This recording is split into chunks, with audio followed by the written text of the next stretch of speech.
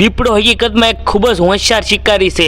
જ્યારે તે શિકાર કરવા માટે ઘાત લગાવે છે ત્યારે તે મોટે ભાગે સફળ થાય છે। જ્યારે હિરણ અહીંયા ઘાસ ખાવામાં વ્યસ્ત હતું ત્યારે દીપડો ધીમે ધીમે તેનો શિકાર કરવા આગળ વધી રહ્યો હતો। જો દીપડો અહીંયાથી હિરણનો શિકાર કરવા હુમલો કરે તો તે અસફળ રહેત, પણ દીપડાએ જે અહીંયા કર્યું તે કમાલ હતું। અહીંયા દીપડો હિરણનો શિકાર કરવા માટે ઝાડનો ઉપયોગ કરે છે।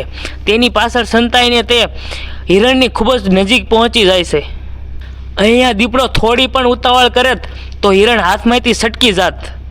દીપડો સાંભળવામાં પણ ખૂબ જ હોશિયાર હોય છે। જ્યારે તે ધીમે ધીમે ચાલી રહ્યો હતો ત્યારે તેને ખબર પડી જાય છે કે હિરણ સતર્ક થઈ રહ્યું છે, માટે તે ત્યાં ઊભો રહી જાય છે। હિરણ પોતાની સતર્કતા છોડે છે અને જેવું જ ઘાસ ચરવામાં વ્યસ્ત થાય છે ત્યાં દીપડો તેના ઉપર હુમલો કરે છે અને હિરણને પકડી લે છે। દીપડો આવી જ રીતે પરફેક્ટ ટાઈમિંગ અને સ્પીડ સાથે અટેક કરે છે, માટે તે જંગલનો બેસ્ટ શિકારી બને છે।